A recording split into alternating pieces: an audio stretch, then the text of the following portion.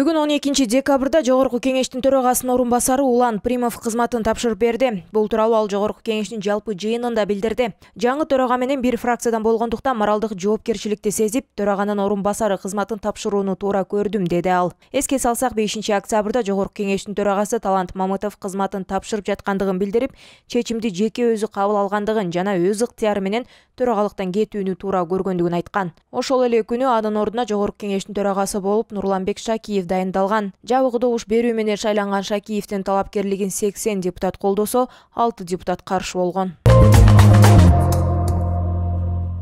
УКМК республикага жазалма АКШ долларын жеткирүү каналы аныкталып, бөгөт коюлгандыгын маалымдады.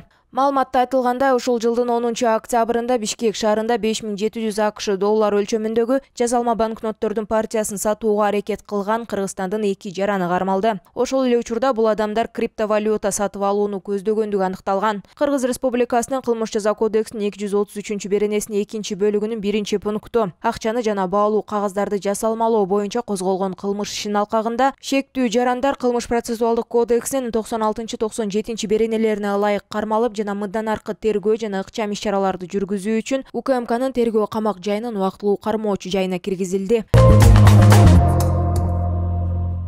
Бүгүн 12 октябрда Бишкекте аймакта коопсуздукту камсыз кылууда Борбордук Азия өлкөлөрүнүн кызматташтыгы жана ЖККнын ролу аттуу тегерек стол өттү. Жыйынга Кыргыз Республикасынын Коопсуздук кеңешинин катчысы Марат Иманкулов, аскердик эксперт Токтогул Какчекеев, саясат талдоочу Марс Сариев, тарых илимдеринин доктору профессор Занидин Курмановдор катышты. Чогулгандар учурдагы жергиликтүү жана геосаясий тенденцияларды эске алуу менен Борбор Азия мамлекеттери үчүн коркунучтун деңгээлин төмөндөтүү боюнча чаралар, жаңы шарттарда ЖККга мүчө өлкөлөрдүн өз ара аракеттенүү форматын өркүндөтүү маселелерин талкуулашты.